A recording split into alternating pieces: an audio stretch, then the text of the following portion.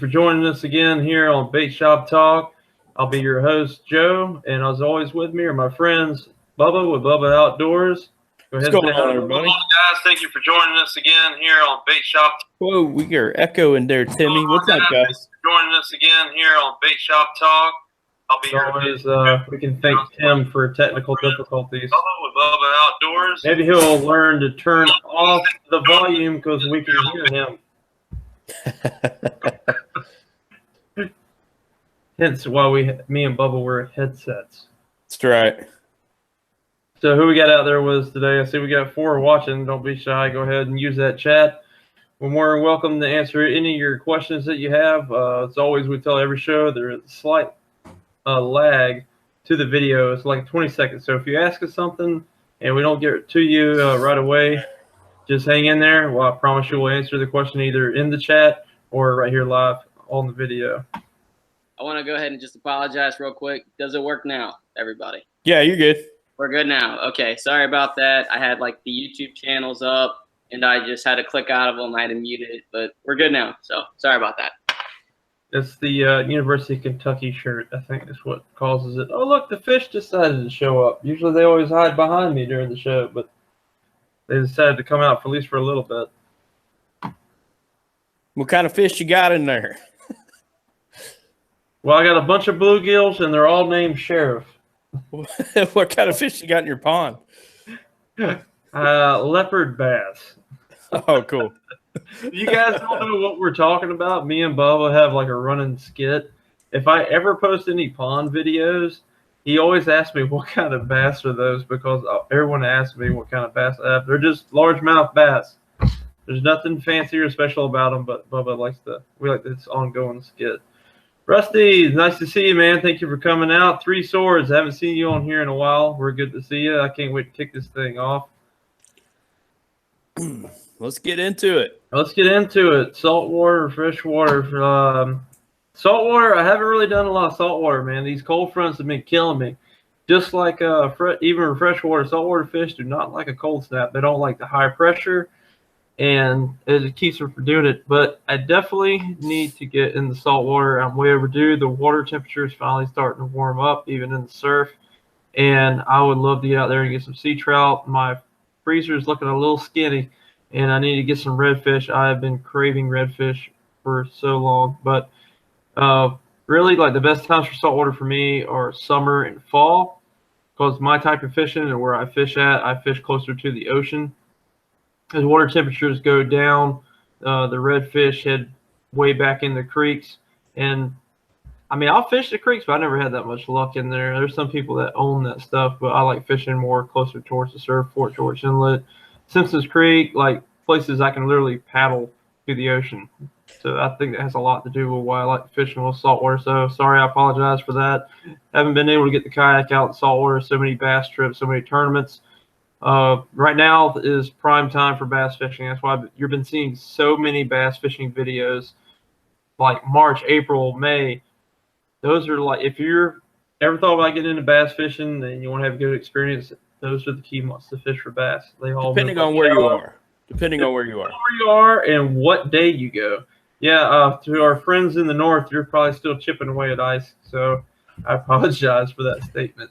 Yeah, I got some buddies up Minnesota, Canada they just got some more snow, and they were talking about it's still iced over, and it's going to push it back even farther whenever it's normally starting to have their ice out there. So, yeah, depending on where you are, but down here in Big Bass Country, it is prime time for it. It is the time to do it.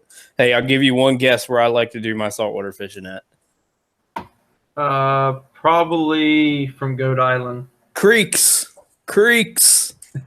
All about the creeks. So well, Tim, what's up with the ponds, man? What you got going on in the ponds, dude? Yeah, honestly, I haven't been fishing since you and I actually went fishing freshwater. I went bridge fishing last weekend. That's actually the last time I went bass fishing or fishing in general. And that video will be posted tomorrow, and we do have a special guest coming in on that video, and he may or may not be on this talk right now. So I'm looking forward for y'all seeing that video tomorrow at 11. Yeah, I've been looking forward looking forward to it. Too, I heard you get a little voice of wisdom while you're doing it. It was definitely a kick in the back of the face, but it was good. It was, Was it Three Swords? The city says he's seeing white caps underneath his dock right now. Me and Bubba can verify. Oh yeah. For those of you guys that don't know, me and Bubba are fresh off the water.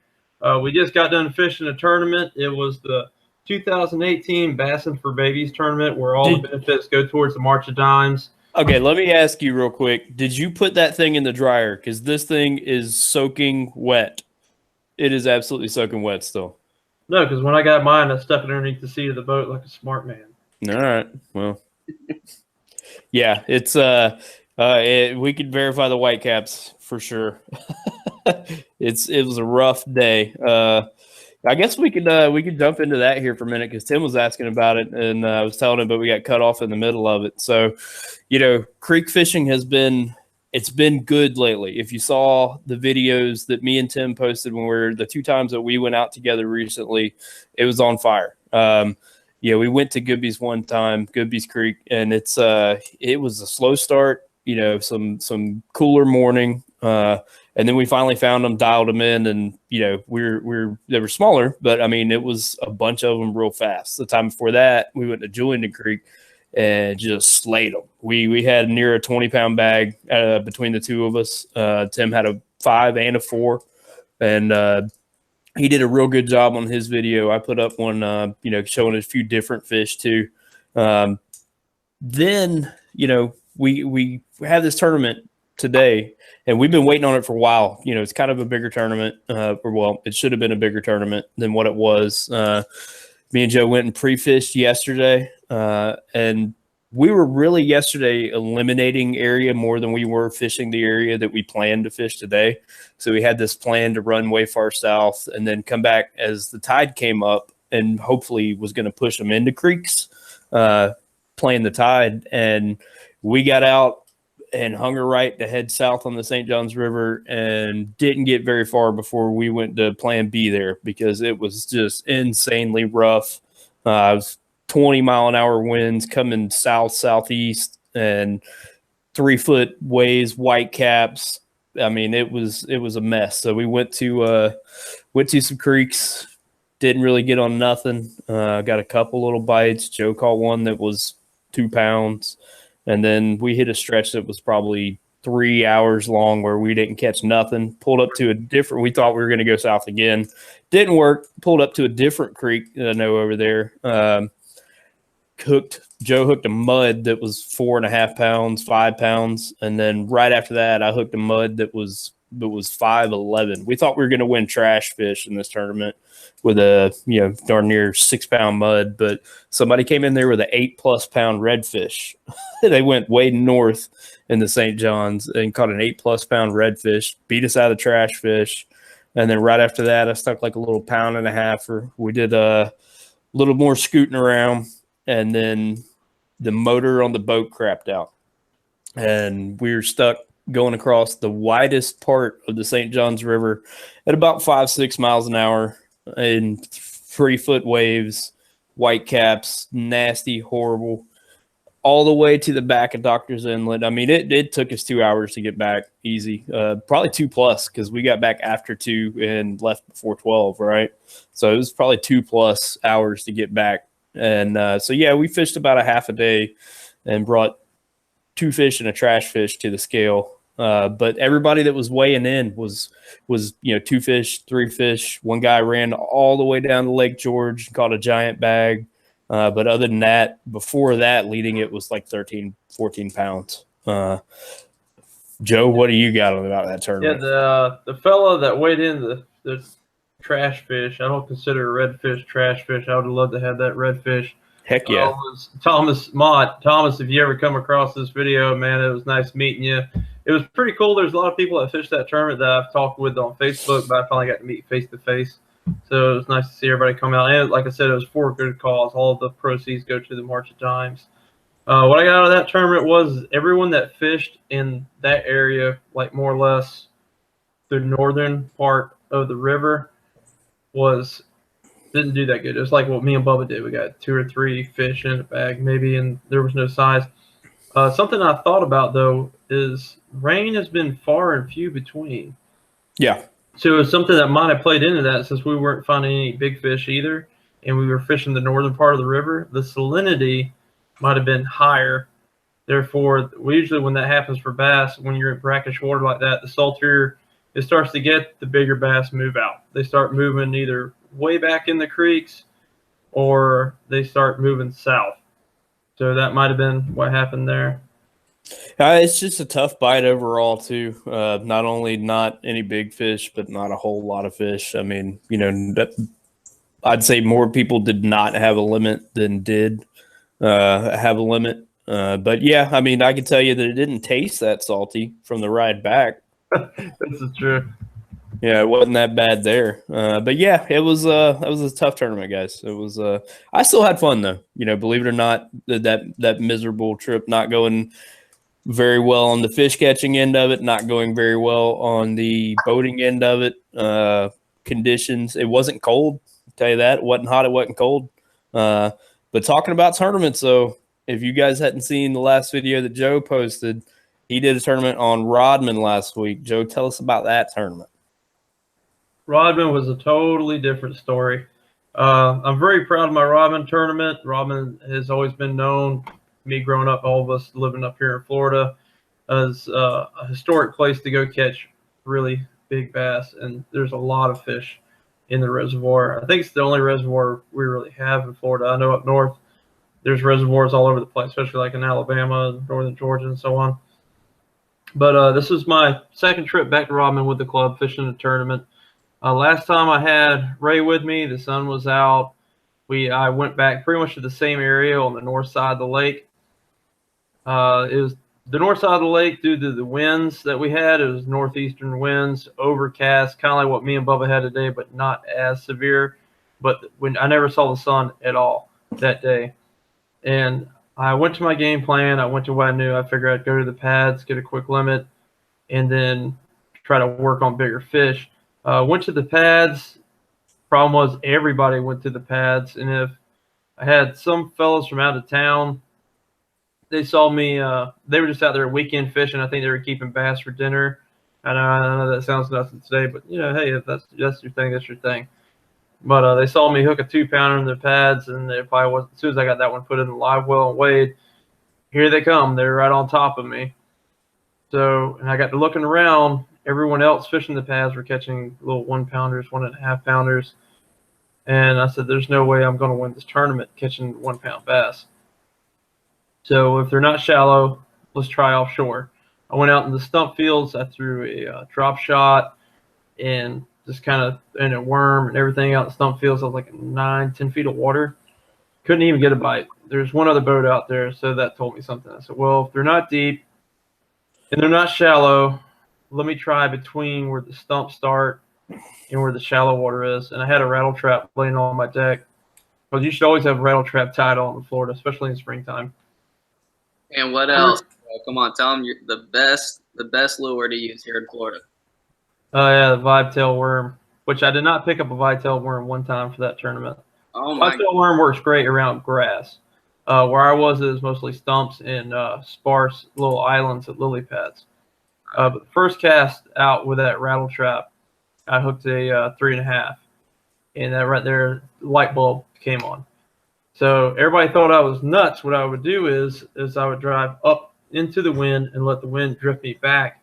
And I was probably about 50, 60 yards off from the closest cover that was on the bank.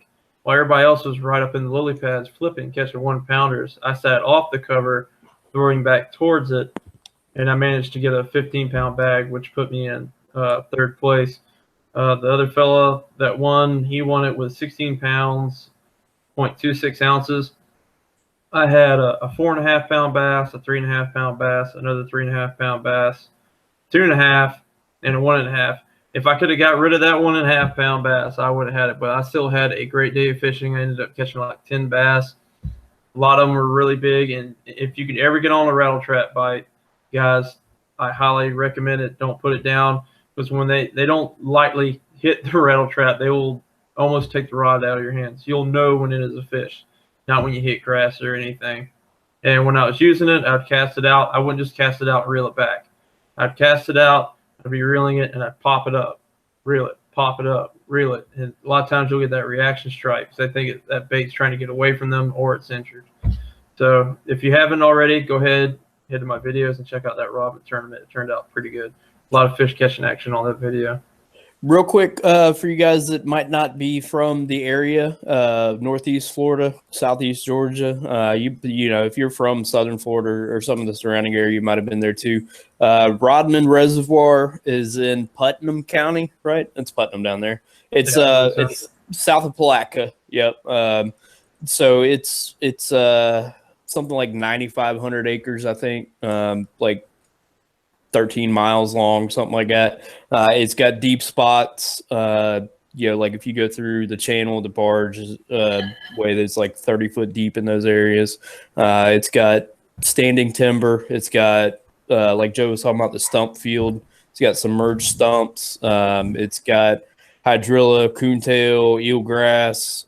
It's got all, I mean, a little bit of everything in there. So they'll every 3-4 years or so, they'll draw the water down just to get all that vegetation under control so it doesn't go too crazy. It's like a good natural way of, you know, or not natural, but a good mechanical way of controlling all that vegetation. But it's got a storied history of producing big bass and a lot of them. So that's for you guys. If you're close enough to get to it, it's worth checking out. I've actually, hold on, let me pull it up here. Look, I was looking at it earlier. So the Florida Fish and Wildlife Commission does, you know, like we were talking about that 11-pound bass I caught. They do like a citizen science program where they track bass over a certain size in different categories. So not everybody, you know, reports those bass to them, but it's a catch and release survey, basically, of big bass. Since they started that, Rodman has produced 400 bass over between 8 and 10 pounds. 400. So that's pretty good as far as. I think the only person that, or the only lake up here that could top that would probably be Kingsley. Yeah, there's nothing reported. Right, there's nothing reported on that. 10 to 13 pounds, 74 of them have been reported. Now, that's not all of them caught. That's just reported, because there's a lot of guys I run into that'll catch big fish and not, you know, they don't even know that program exists. So there's more than that being caught out of there. And there's been 2 reported over 13 out of there. So it's nobody tell CC. You're right. He'll be down there with shiners. He's already down there. Just don't tell him about the trophy catch. I want to win that Phoenix. That's true. CC, they don't count shiner fishing, buddy. If you watching this, they don't count shiner fishing. That's not true. But don't steal my boat. That's the moral of the story. We want the Phoenix. That's right. So that's but yeah, if you're in the area, Rodman's definitely worth checking out. Even if you got to travel a bit for it, it's worth the drive. It's got a little bit of everything. It's just a matter of figuring out where they're at that day. But talking about riding around, doing some fishing, we did what you guys talk about the Santa Fe trip? Oh yeah, that was a fun experience. We that kind of brings me back to what Tim just said. He's like, oh, Tim thinks I call all college kids hippies. I'm like, no, not all the college kids are hippies. The ones that smoke pot and have a man bun and wear skinny jeans are the hippies. They're the hippies of the 2000s. Those are called hipsters. Hipsters. Those kids and everything else, guys. I do have to hop off. I got to get back to doing some homework. Unfortunately, there's one right there. Hippie hipsters that Bubba or Densmore Outdoors wants to make fun of. But anyway, thank you all so much for having me this evening. Yeah. One thing before you leave, what we said about earlier. Oh yeah. So today, when we were out there fishing the tournament today, the old Mercury gave out again, just so you guys know.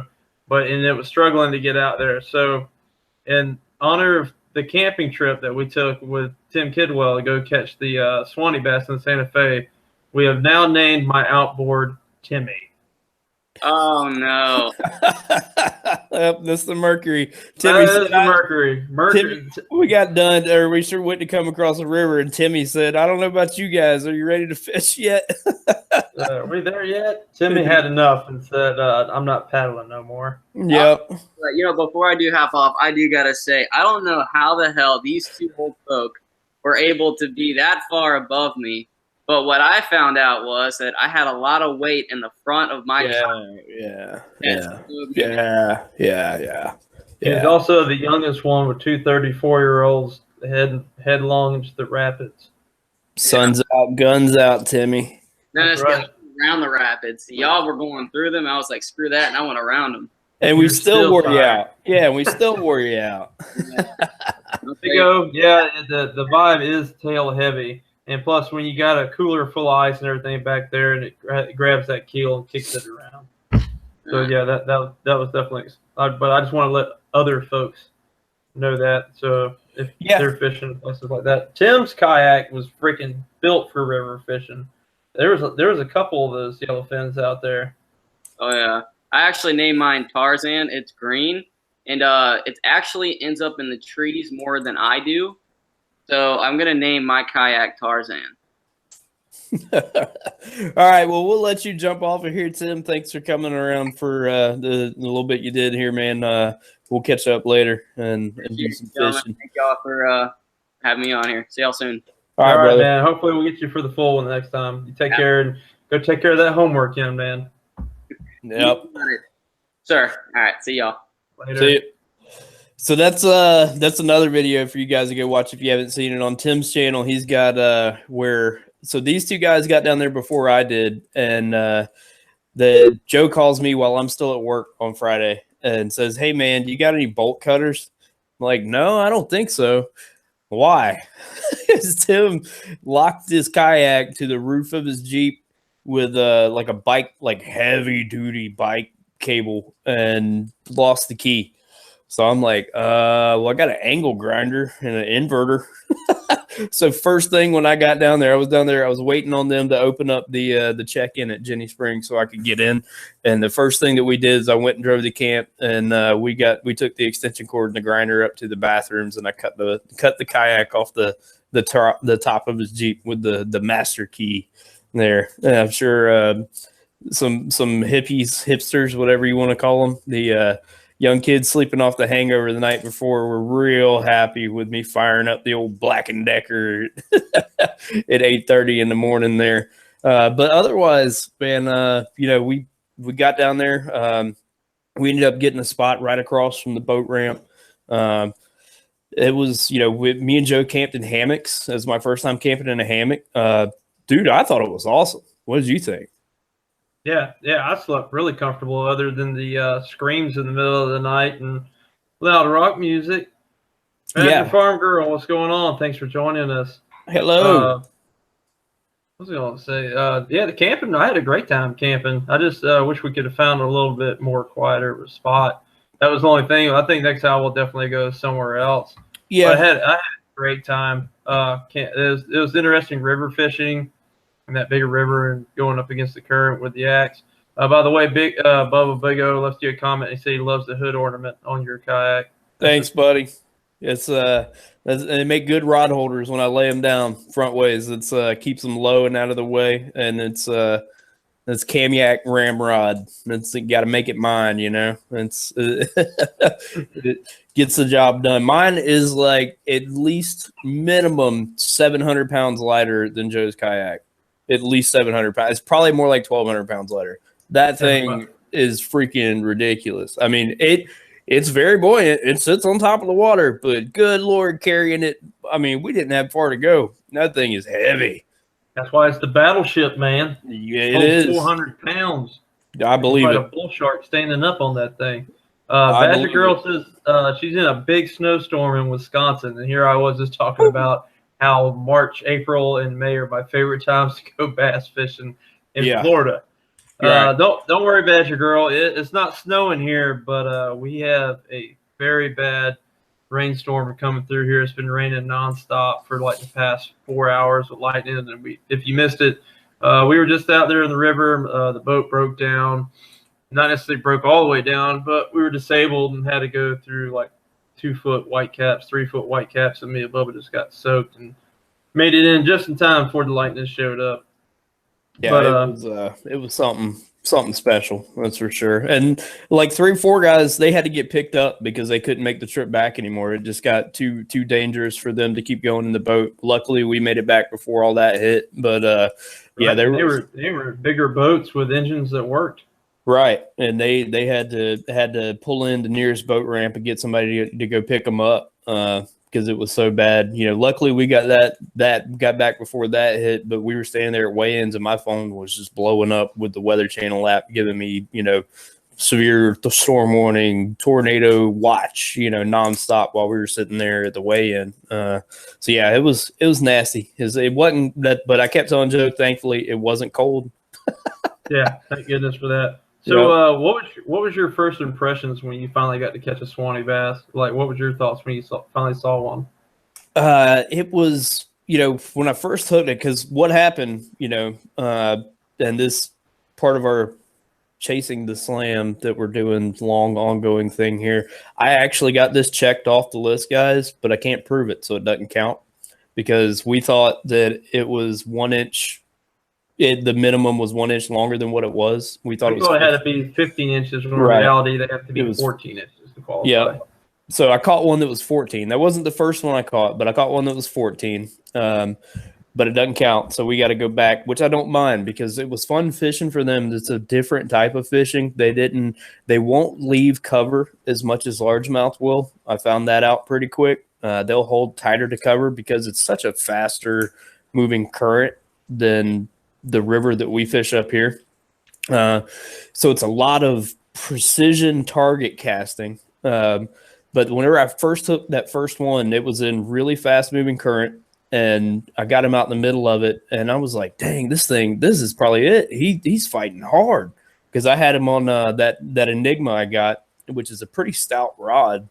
And I'm thinking, man, I've got this checked off the box because we'd paddled all the way upriver. We stopped, we beached the kayaks for a minute, just kind of get all the rods out, get everything set up. And standing there on the bank, it was like my 3rd or 4th cast. I hooked the first Swanee bass. I was just 5 minutes into it. It's like, oh, I got him. I got this. But then got him up there, and I was amazed at how small he was for how hard he fought. Hard fighting fish and an absolutely beautiful fish. They're real dark. Got like tiger stripes on them. Got a lot of the little bit older ones because the younger ones I caught didn't have too much teal on them. But the older ones have like teal on their underside and on their gills. Beautiful fish.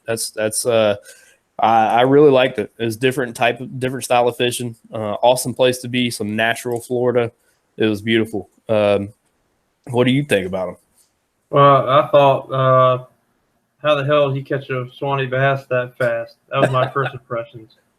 If you guys don't know, you haven't seen the video yet. We pulled over because we had to give Timmy a break because he was worn out from paddling.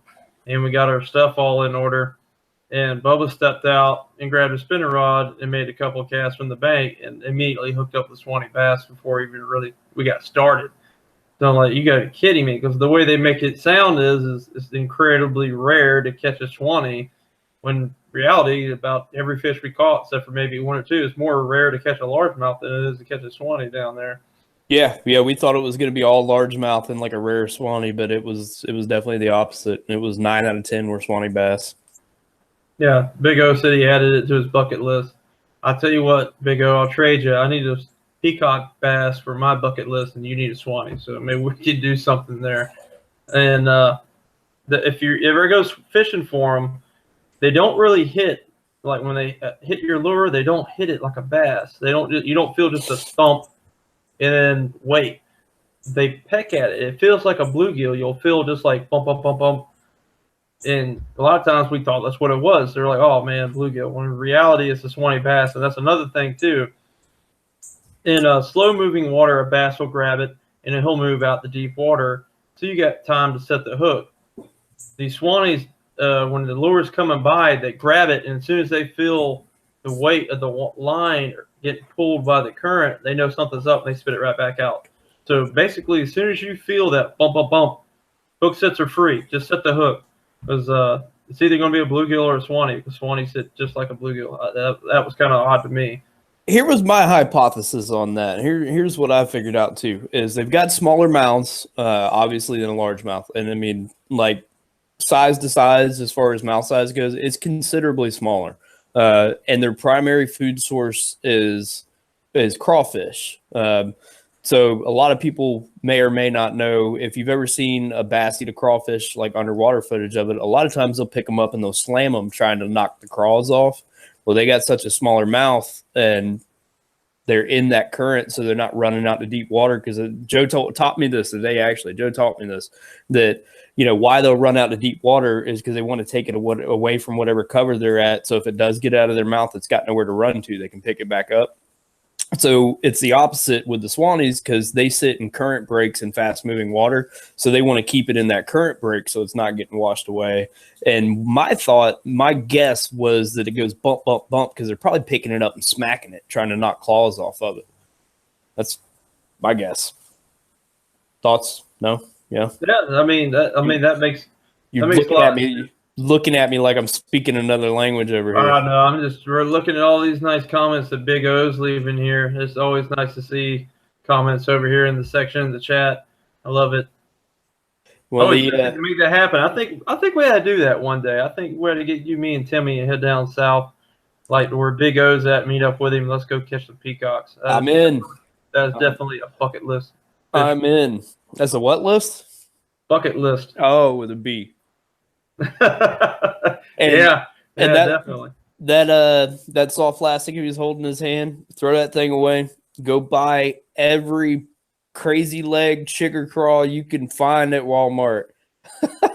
They were all over those things. They were all over. His green pumpkin trigger crawl. If you watch my video, you'll hear me like digging through the kayak, and I'm like, "What do I have as green pumpkin?" Yeah, they were all over it. They were all over that, and it's got these little tentacles that flip up in the current, and it's got some big claws on it. And green pumpkin, it stinks like like week old crawfish been sitting in your cooler. Yeah, my biggest Swanee that I caught came on a green pumpkin tube that has orange on the bottom, on the little tentacles here, and I was drifting by power lines, and I looked down and I see a big giant submerged log laying under the water, and I thought, dude, there's got to be a Swanee just kind of chilling, breaking the current behind that log, waiting for something to drift over. So I pitched that tube, and I might have got 2 hops out of it, and you see me like pretty much set the hook straight up, and I got my biggest Swanee. It was on that, but I couldn't get one to hit the tube again. But I got some Gambler BB crickets. This is just to give you an idea what it looks like. And I bought some in green pumpkin. So the next time we go down there, hopefully to put one in the big tank, not this tank, but my 125-gallon tank, and take a whole pack of those, and we can tear them up. We were, getting ready for that trip. We were watching, because we're big YouTube nerds. Like, that's all I do when I get home. I don't watch TV. I sit down and watch fishing on YouTube. And we were watching like every YouTube video we could find on catching Swanee bass. And our experience was largely nothing like most of what you see on that stuff. I think a lot of the guys that you see catching more largemouth than Swanee bass is because they're fishing for largemouth. You see a lot of guys tossing like small, like pond magic size spinner baits, little tiny crankbaits and stuff like that. So we took away from those videos, crawfish is what we took away from them, and really crushed them on them. But on the YouTube thing, what's some of that, the YouTube? Because I mean, that's all I watch, dude, is YouTube. Whether it's fishing or other stuff. But what's some of your go-to YouTube channels? Here lately, like one of my favorite ones to watch, is Realistic Fishing. Alex with Realistic Fishing. Just his namesake of his video says it all. He doesn't go on elaborate trips. He doesn't own a $80,000 bass boat, fishing out of a new Ranger or whatever. He fishes like most people, like anyone could do. Kids, if you don't have a boat, whatever. He gets in his car. He goes to Walmart. He picks up a couple bags of plastics or, whatever looks good to him, and he tries new lures. And he'll go out to his local park and fishes off the bank.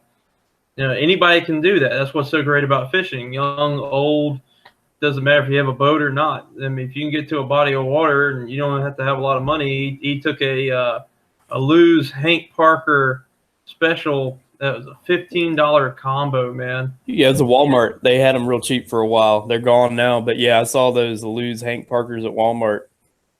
Right. I mean, he took one of those out, and you know, you think, oh man, $15 rod, and he killed him. I don't even think he killed the Lew's. I think he probably still has it. I don't remember him saying there was any problems with it at all.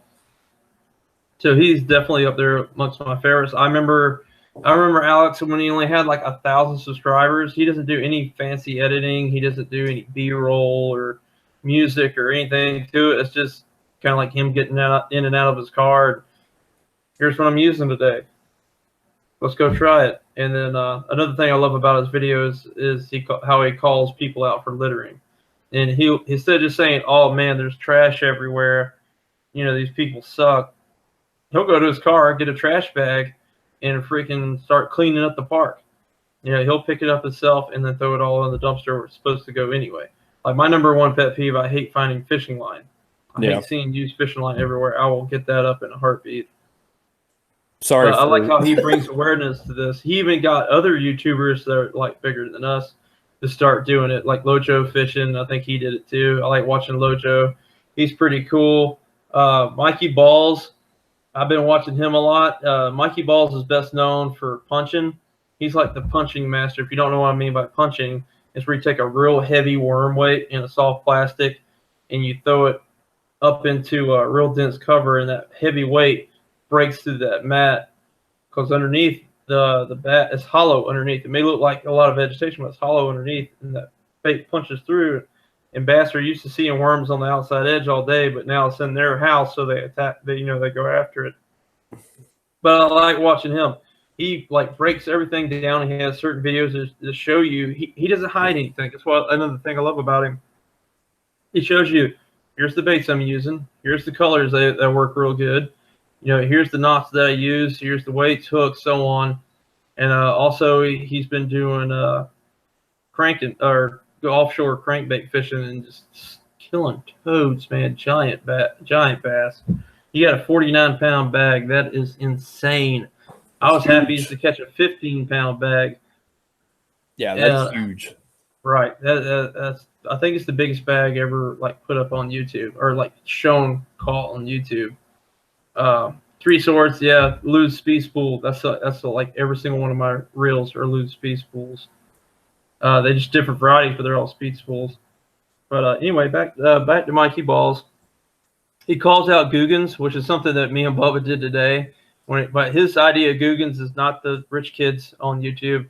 The idea of Googans are the guys like I was talking about at Robin. If someone sees you catch a fish, you know, you put in all this hard work and everything to be able to catch a fish, and you're fishing a tournament, and someone comes over there encroaching on your spot, or they just do something like totally etiquette. Like, for instance, what happened to me and Bubba today. We pull over. There's some guys out in a little skiff or whatever, and you can clearly see we're working down a stretch of bank. Well, these guys come over and cut right in front of us, knowing that we're going this direction. I mean, come on, man. That's a pretty messed up move. So what did I do? I turned up the trolling motor and I went around and skipped them. You know, I got a tournament to fish. Me and Bubba are trying to do what we can to win a little extra money. And we fish to win, man. Nobody wants to fish for 5th place. Yeah, that's you see it too often, especially guys like that look like they probably fish all the time, and they ought to know better. Honestly, it's just etiquette. If you're just out there screwing around like that, or whenever I'm doing it, if I see somebody roll up that's obviously tournament fishing, then I'll do my best to stay out of their way. But they did not give a damn. Like I watched a lot of those, the same couple you mentioned there too, a lot. So I won't go back over them, but some of the stuff I like to watch. I like Tactical Bassin. If you ever see them, they go pretty in depth on. They don't show there's a lot of them where they're catching like giant fish, and they're based out of California. There's a lot of them where they're catching giant California, huge trophy fish. But there's a lot of like in-depth technical stuff they do. They do a lot of underwater footage. Fluke Master, he's pretty good about it too, about explaining really well what he's doing. And, you know, just kind of on the other end of that, Scott Martin, I like, you know, because you get to kind of get an idea of what somebody at his level's doing. And then there's, you know, that's just naming the bigger ones. There's a lot of small guys that I watch too that are, you know, smaller people like us that are, you know, just buddies on YouTube.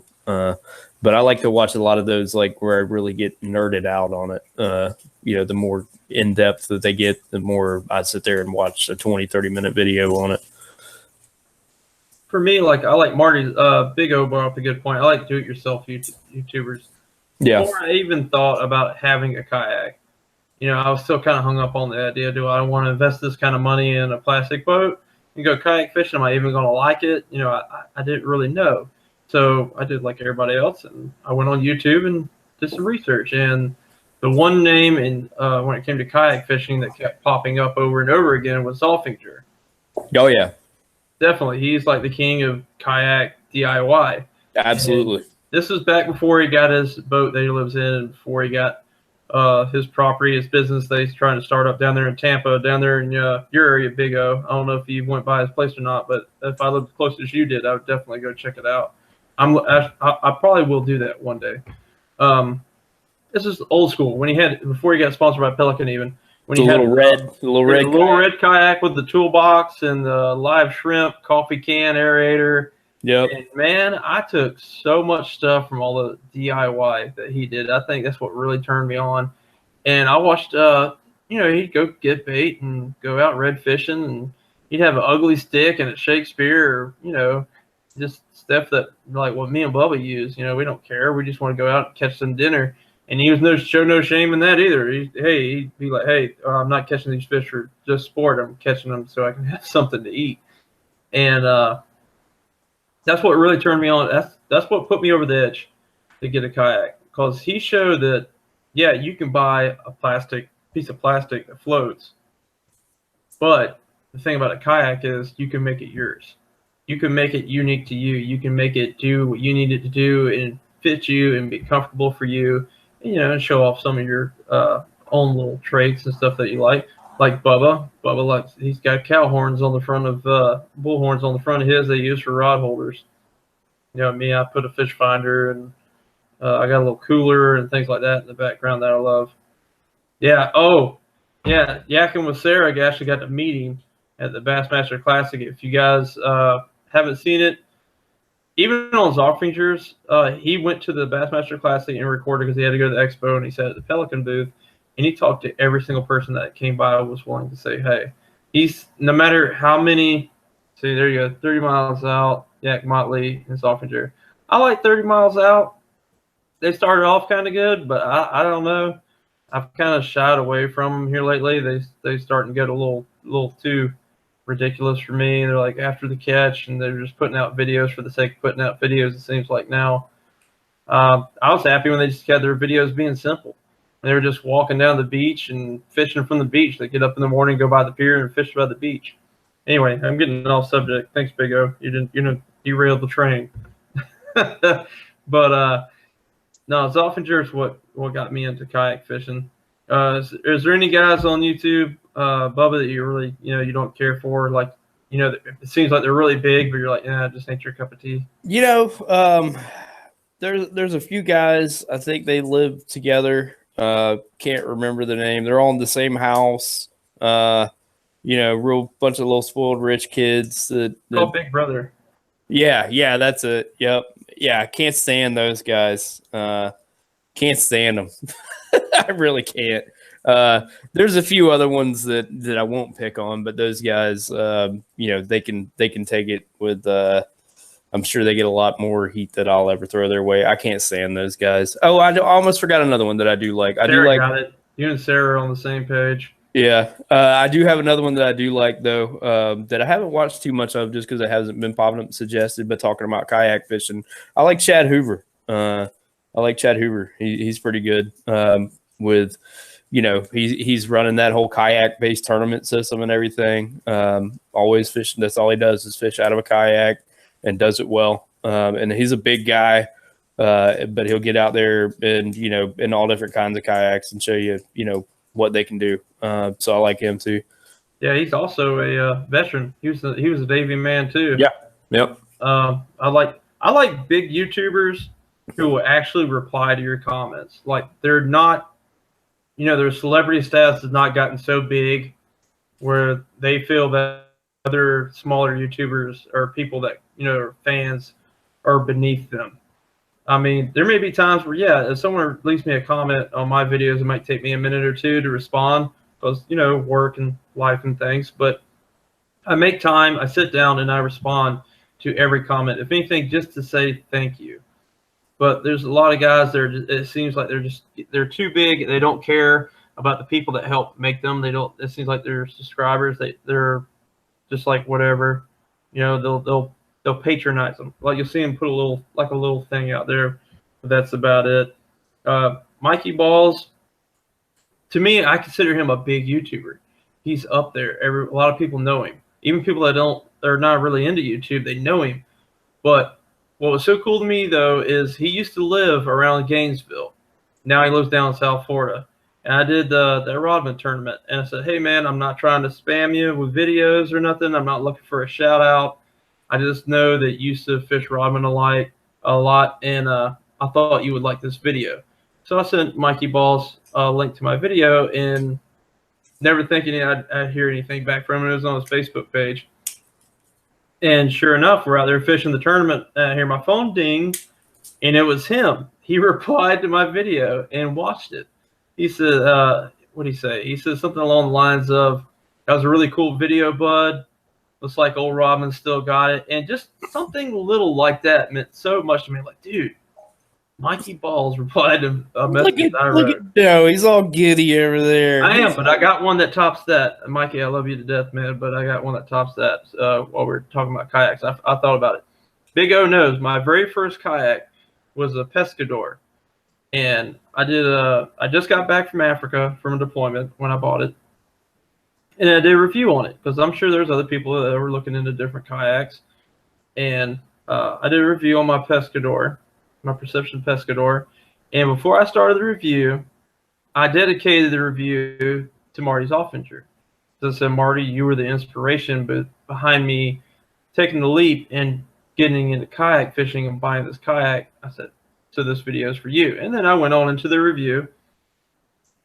Never thought anything about it. Well, some months go by, and I got a comment from Marty. Marty left me a comment saying, like, you know, great video, thank you very much, and he subscribed to my channel. Too cool, dude. Too cool.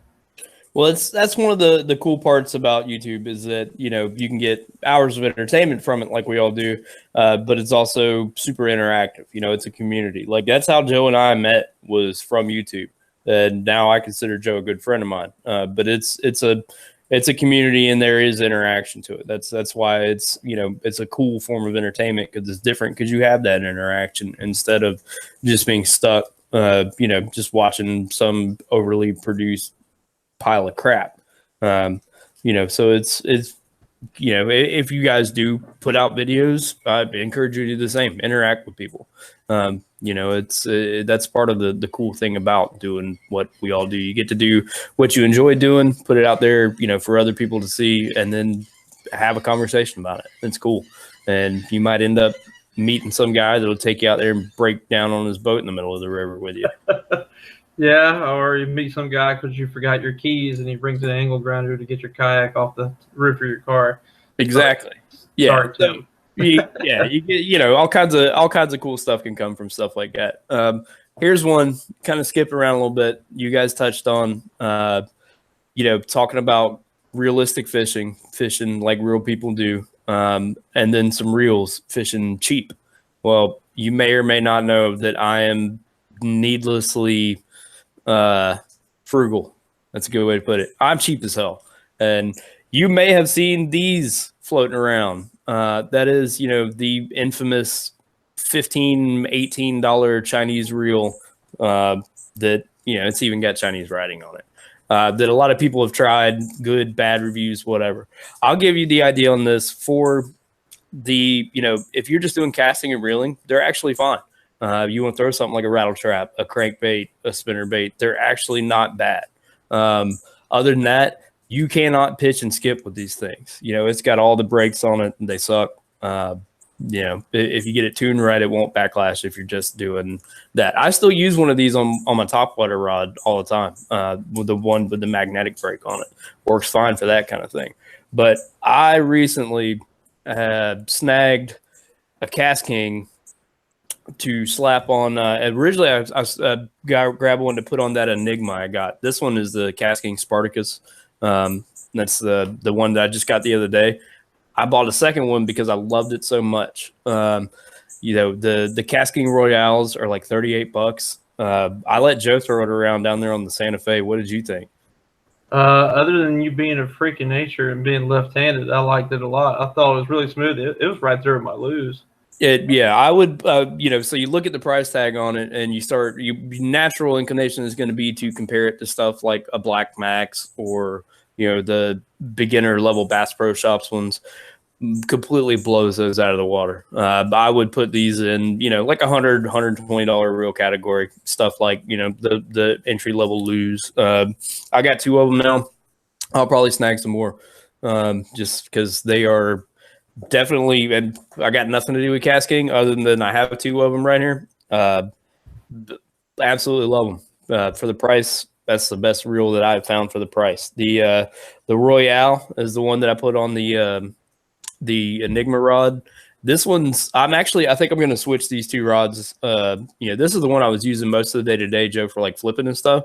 Or the 2 reels. I think that I'm going to use the Royale as like my flipping pitching reel because it's got a higher gear ratio. That one's 7.0. The other one's the Spartacus is 6.3. Both of them pitch and flip fine. I just like that higher gear ratio when I'm pitching and flipping to get it back faster because that's usually pitching in there and bounce it a couple times. Nothing happens, pull it out, do it again.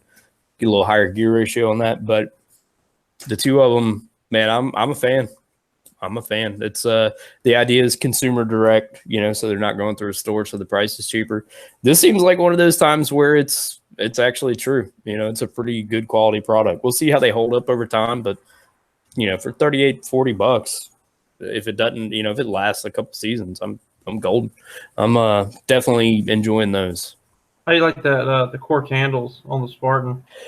You know, they're a little big.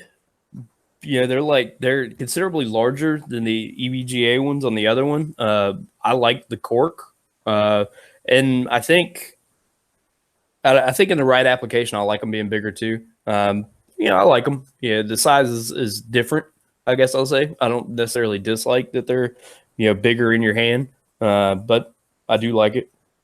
Yeah, kind of going back to the YouTube guys, I feel like there's 2 channels that have drastically kind of gone off the page from what got them to their status in YouTube.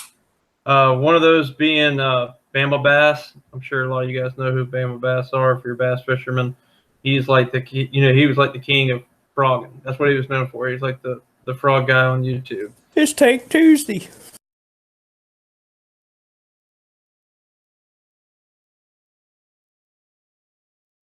It's Tank Tuesday. Right, and he went from frog fishing and showing like these really cool shots of like slow motion bass strikes on top water lures or frogs dangling out of trees. And that's what got everybody to come there. That's what got people to his channel and subscribe because they thought that was really cool. And then somewhere along the way, it went from actual fishing videos to fish videos.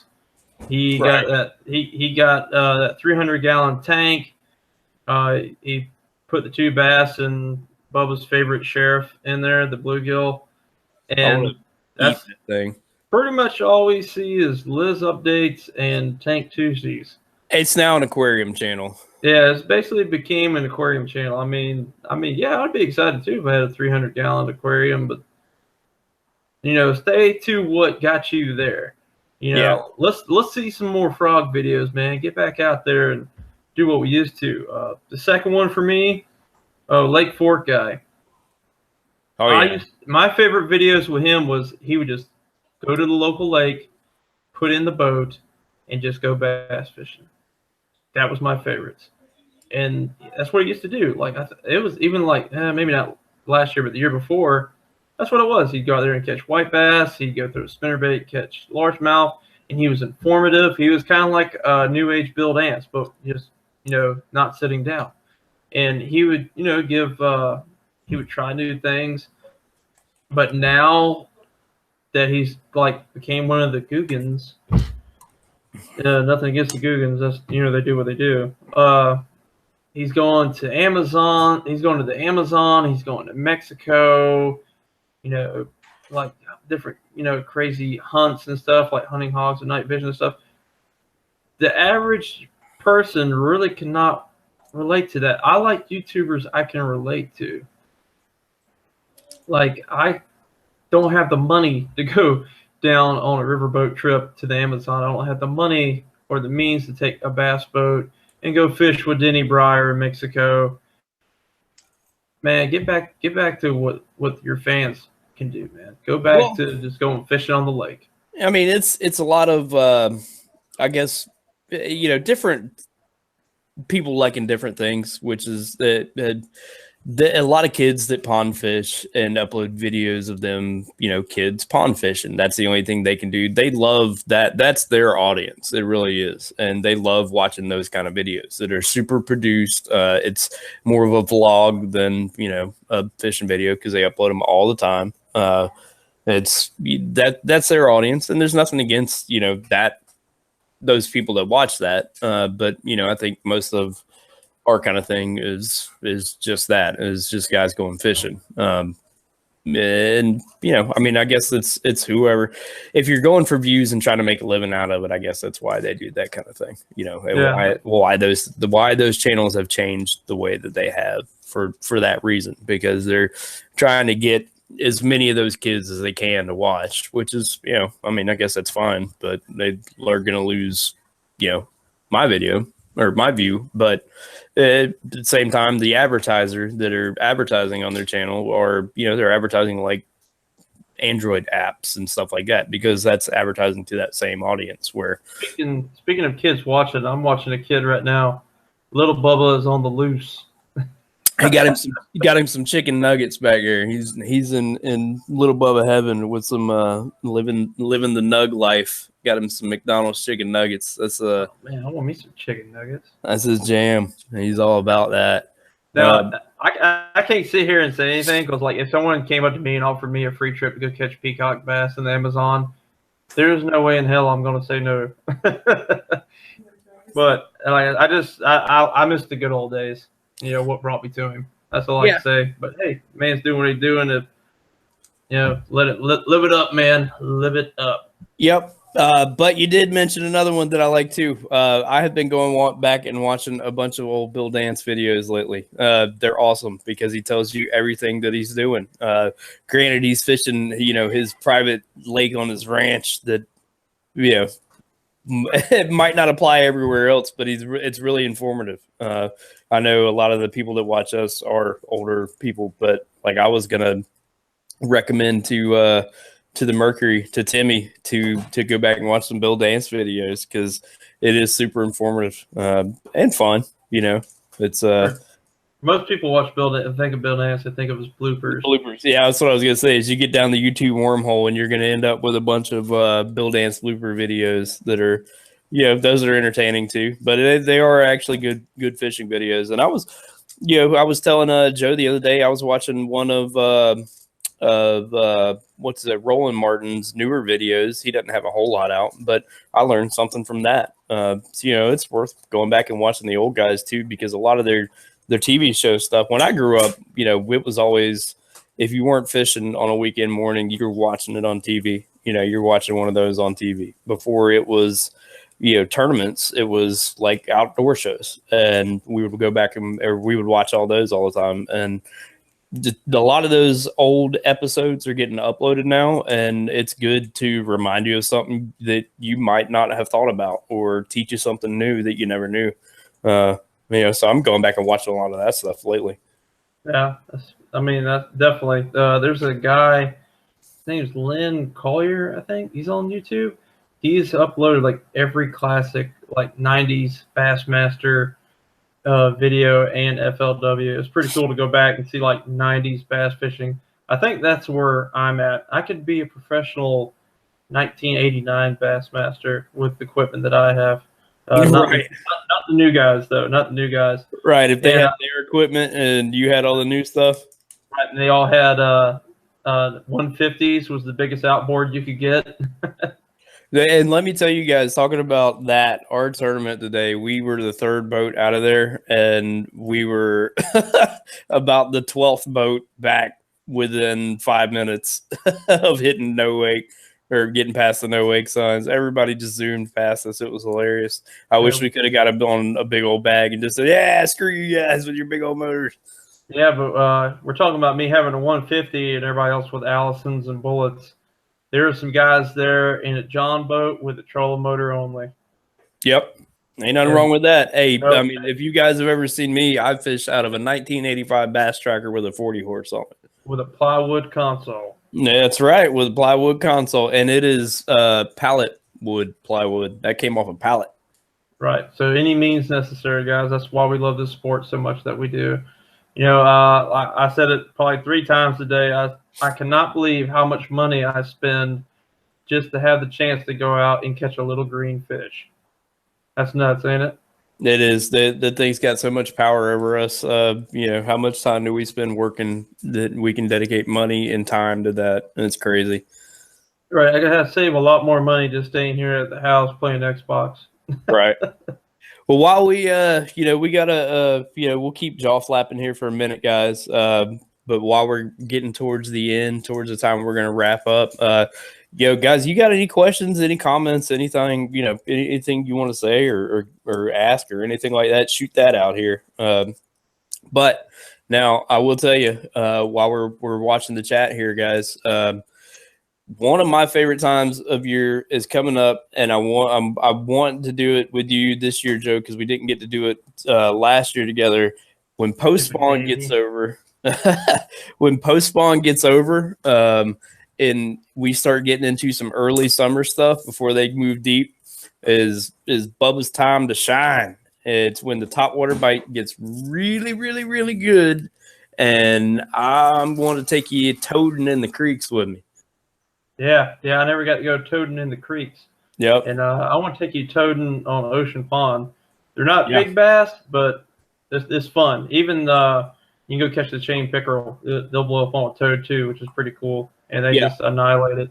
But in hindsight being 2020 or whatever, or what's good for the goose is good for the gander, I want to get you in the saltwater.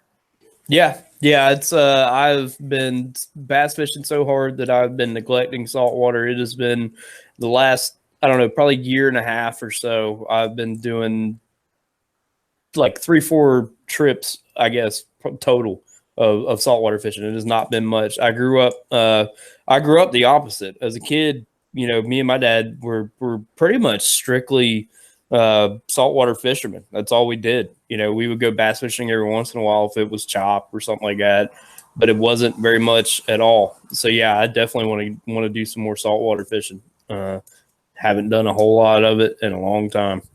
Yeah, for me, growing up, it was kind of half and half. Springtime was for bass fishing until about June when the king mackerel showed up, and then it was offshore fishing. So there was really no inshore there at all. Don't choke. Someone give Bubba the Heimlich. No, that's me choking at offshore fishing. Oh, you get seasick? No, that I just hate it. I've done enough of it to be over the big fish of it, but it's right out to a waypoint, drop it down, catch a fish. No, like we did trolling. Like we troll for sailfish, kingfish, whatever. Okay. Then swimming along. You ride out to a certain depth and you ride. Yeah, you ride. Yeah. Listen to the radio, drink a cool beverage, Mm-hmm. and wait for a real scream. Yeah, that is me choking at offshore fishing. I'm sorry. I know a lot of you guys watching probably like offshore saltwater fishing. I'm just worn out on it. I am. When I was in my early 20s, I was telling Joe today I bought a brand new boat. It was a Sea Swirl. It was a dual console, and it was brand new, big old high sides on it, and it was just built for that. It wasn't huge like a big old contender or nothing like that, but it was built for calm-ish offshore fishing, and I just did it so much that I got bored of it. Yeah, definitely some saltwater goals for me this year. Now that I'm actually going to be home, except for there's 2 weeks in July that I got to be gone. But I'm actually going to be home for this summer. 2 goals for me. I want to catch a tarpon. If I do it from the kayak, that's even freaking better. Heck yeah. And I want us to do some land-based shark fishing. Bubba, I think you would really like that. Do some shark fishing from the beach. I'm in. Go catch a big 8-foot bull shark. And all that stuff, guys, will definitely be put up on YouTube. Just like I can't be a hypocrite and say I wish these guys would go back to their roots. I know what a lot of my subscribers came from. They came from my kayak saltwater fishing videos. So as soon as it starts warming up, which will be probably here in the next couple of weeks, actually, and I get the chance, I'm going to get the kayak back out in saltwater. Just 2 reasons. Freezer's getting low, and I'm sure the bass boat will be in the shop. Yeah.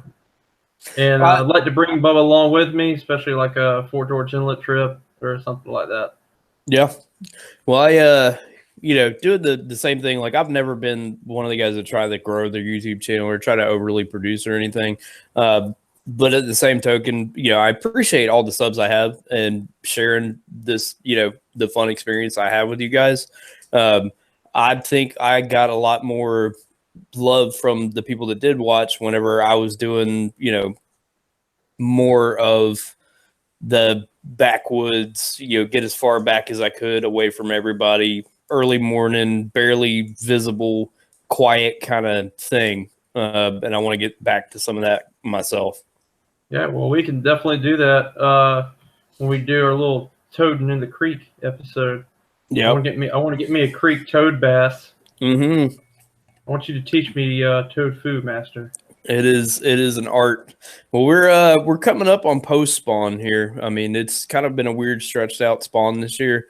So we're seeing fry now. It's not real thick because it was weird weather kind of pushed the spawn out to where it's lasting a long time. I would not be surprised to see some spawners pop up still. But since we're so far ahead of the rest of the country, sorry, Badger Girl, snowing. Whenever it does hit post spawn, for any of you folks that might be up north, what are some of your favorite post spawn lures, Joe? Post spawn, I think anything that's like a bluegill imitation. Mm-hmm. Because now the bluegill, or at that time, the bluegill will start spawning, and the bass kind of hang out by the bluegill beds, like the little bluegill colonies, and it's kind of like someone hanging out by the refrigerator. Whenever they get hungry, they just zoom in there and grab a bluegill, and they're good. But so they just hang out where there's easy food. They don't have to go look for it. So anything that's bluegill imitation, buzz bait. I love throwing. I know you get back throwing a buzz bait. Frogs, can't beat a frog either. Like I said, I never really got into toad fishing until I met up with Bubba. So, new people give you new experiences.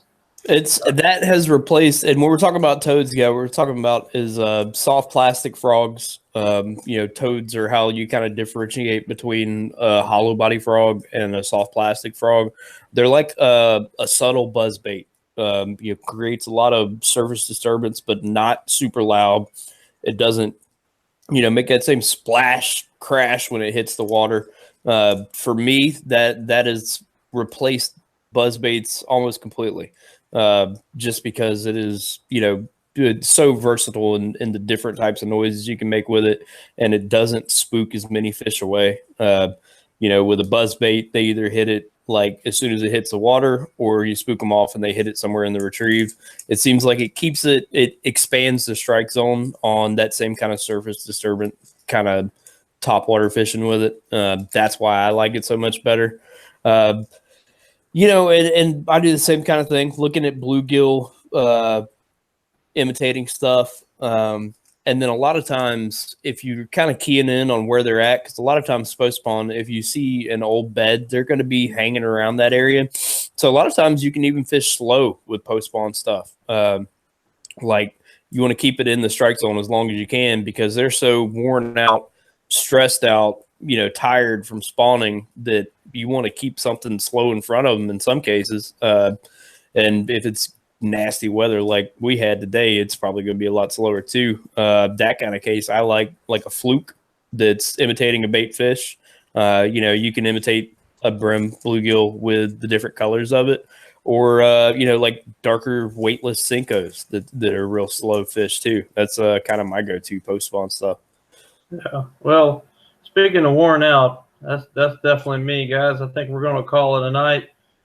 Thank every single one of you that joined us tonight for live. Be sure to tune in next month for the next live.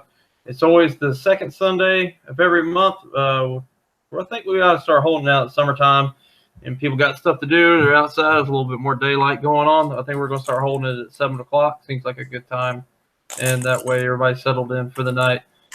So be sure to join us next month. It's going to be the second Sunday of next month, and we'll have it at 7 o'clock. When this video is over, if I appreciate it, leave it a like.